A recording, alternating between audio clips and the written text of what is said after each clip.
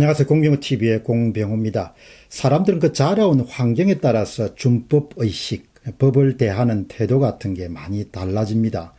예를 들면 사법부가 독립되어 있지 않고 문제가 생겼을 때 아름아름으로 그렇게 해결할 수 있는 가능성의 문이 크게 열려있는 그런 사회 속에서 오랫동안 살아온 사람들은 아무리 똘똘한 사람이라도 준법의식 같은 게 좀 희박하죠. 그래서 법을 위반할 그런 가능성이 굉장히 높습니다.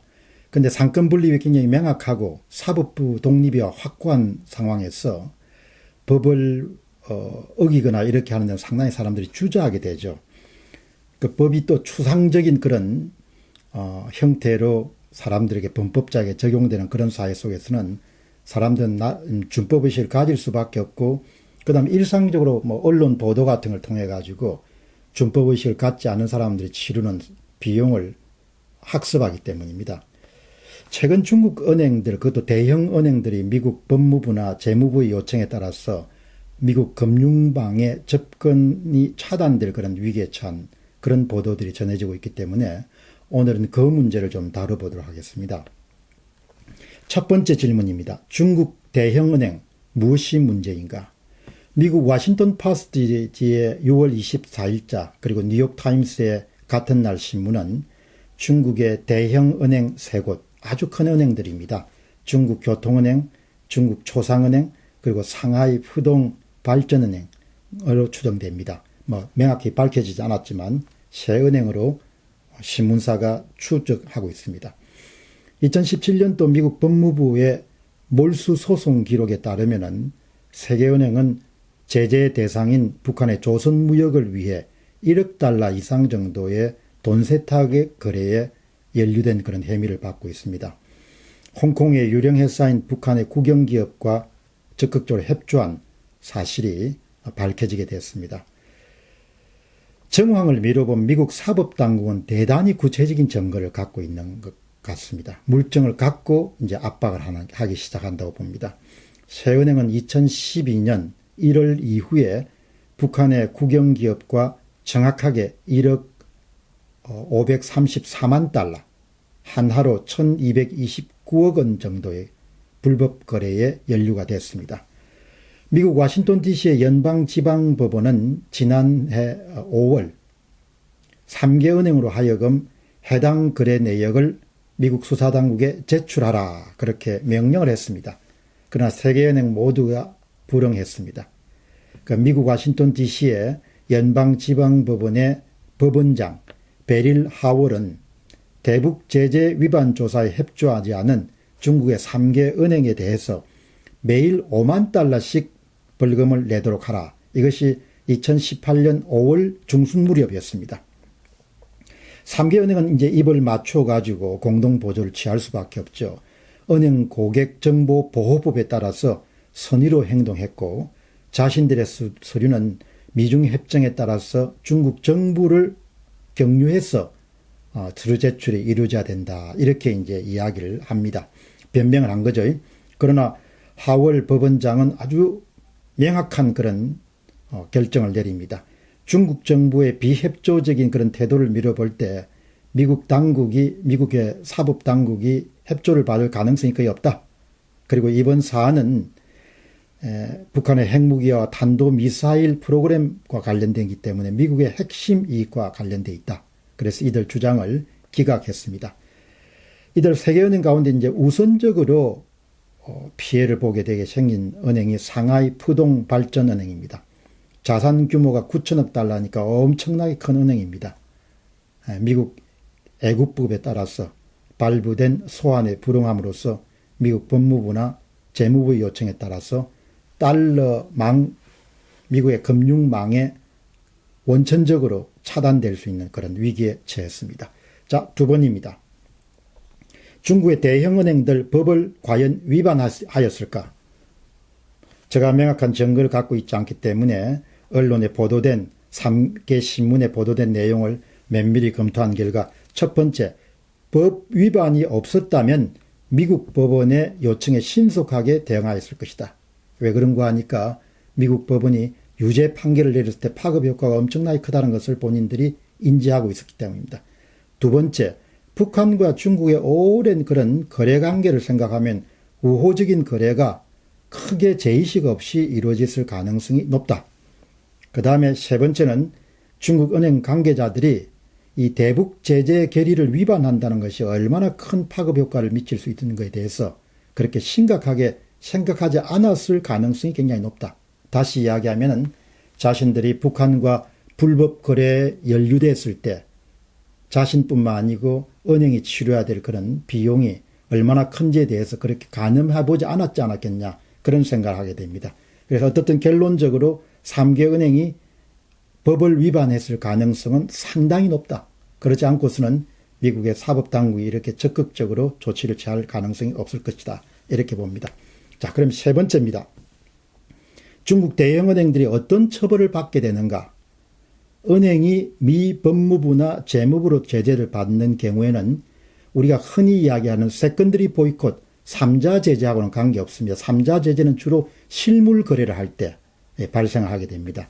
이번 경우에는 만일 이번에 중국의 대형 은행들 가운데 한 군데가 미 재무부의 어떤 처벌을 받게 된다면 그것은 직접적으로 불법 행위에 연루가 된 거죠.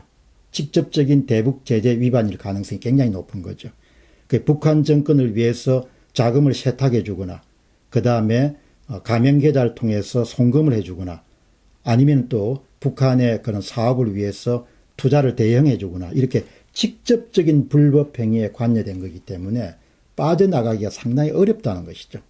이것은 바로 유엔 안보리 대북 제재 결의를 직접 위반한 거예요. 특히 은행 거래가 그렇습니다. 은행 거래는 간접 거래라는 것이 있을 수가 없는 거죠. 직접 돈 채당하거나 거래를 봐준 거죠.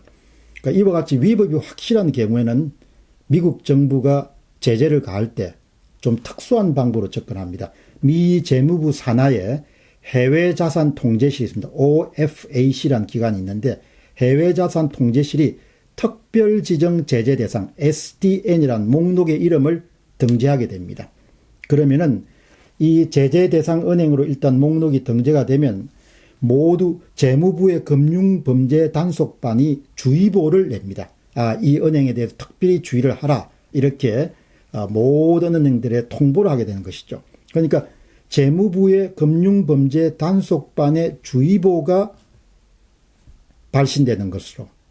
그러면 이 주의보의 법적 근거라는 것은 미 애국법 311조에 근거하고 있다는 겁니다. 그러면 그게 뭐 그렇게 크게 영향을 미치나 주의보가 내려지면은 모든 미국 은행과의 거래가 불가능해집니다. 계좌도 만들 수가 없고 달러화 거래가 불가능하다는 거죠. 그래서 파급 효과의 가장 첫 번째는 일단 미 재무부로부터 주의보가 내려지게 되면은 그것은 은행에 대해서는 일종의 파산 사형 선고하고 같다. 전 세계 은행들은 직접 혹은 간접으로 미 금융망에 연결된 상태로 운영이 되죠. 거래가. 전 세계 다른 은행들과 거래를 할 때도 항상 미국의 금융망을 통해서 이루어지게 됩니다. 그런데 미국 금융망을 이용할 수 없다면 도로가 없어져 버리는 거죠.